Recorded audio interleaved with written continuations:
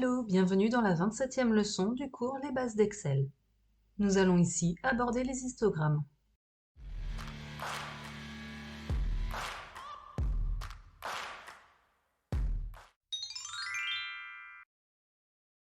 Nous commençons par sélectionner des données à afficher, donc les cellules A2 à G5.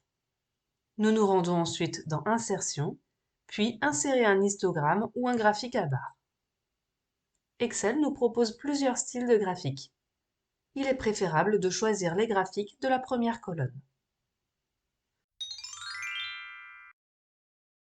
Nous modifions les couleurs des colonnes en sélectionnant une première série, puis en nous rendant dans Remplissage et Lignes. Remplissage, puis dans Couleurs. Attention à bien sélectionner toute la série. Si vous cliquez une fois de trop, seule une barre est sélectionnée et elle seule sera modifiée. Comme pour les courbes, chaque série doit être modifiée individuellement.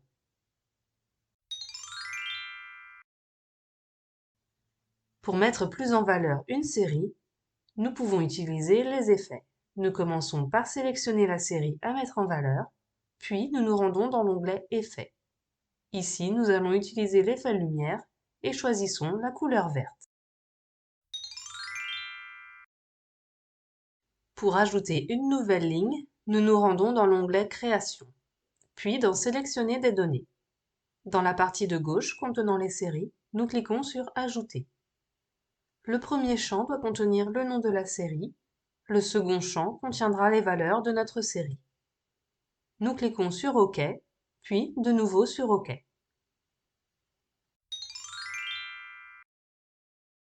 Nous pouvons modifier l'échelle de nos axes en cliquant sur la zone comprenant les valeurs de l'axe à modifier, puis en nous rendant dans l'onglet Options d'axe. Nous avons la possibilité de modifier la valeur minimum, la valeur maximum, ainsi que l'unité principale. Nous pouvons également choisir d'inverser les valeurs d'un axe grâce à l'option « Valeurs en ordre inverse ».